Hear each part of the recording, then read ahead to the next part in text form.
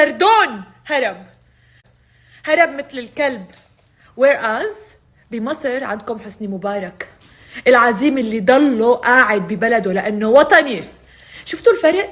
شفتوا شلون كل شيء وضح؟ شفتوا شلون كل اللي طلعوا قالوا انه امي هي الخاينة وامي هي امي الخاينة، امي المشلولة، امي الهذا. يا رب هلا تكونوا يعني شايفين حالكم قد الصراصير، قد الصراصير.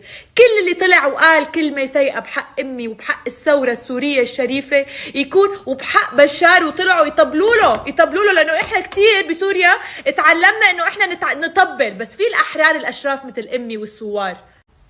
طبعا انا ما بحياتي هيك كنت معبرة لهالدرجة، ولا بحياتي يعني حسيت بالشعور اللي انا حاسسته اليوم، ما بحياتي حسيتها.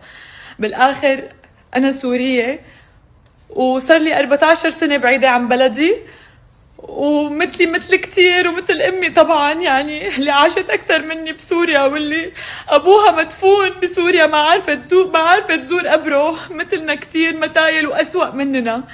حاسين بشعور غير عادي لا يوصف. بلدنا رجعت لنا كأنه واحد حرامي يعني كان سارق بلدنا مننا، هو وعائلته اخذينا لإلهم. يعني شعور غير عادي انه بلدنا رجعت لنا، انه احنا بنقول سوريا إلنا، سوريا بلدنا، سوريا بلد الأحرار. ألف الحمد لله على سلامتك يا بلدي.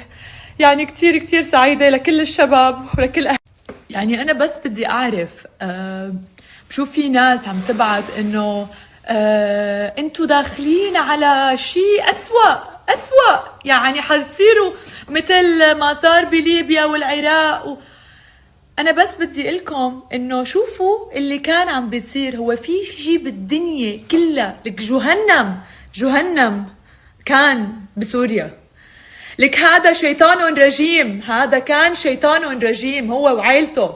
في أسوأ من العذاب والتعذيب اللي تعذبوه الثوار واللي تعذبوا الشعب السوري أصلا من قبل الثورة. في أسوأ من اللي اللي كنا عايشينه؟ في شيء بهالحياة أسوأ؟ ما في. فإحنا متفائلين للمستقبل، اتركونا نفرح واتركونا نتفائل، واتركونا حقنا ننظر للمستقبل، انه المستقبل حيكون كتير احلى من اللي فات. فبليز اللي عنده رأي اي شيء غير هيك، غير تفاؤلي، يتركه لحاله. وشفتوا شلون طلع خاين بالاخر؟ شفتوا شلون طلع ولا وطني ولا اي شيء؟ شفتوا شلون هو اللي طلع الخاين؟ شفتوا شلون الحقيقة بينت خيانته هو؟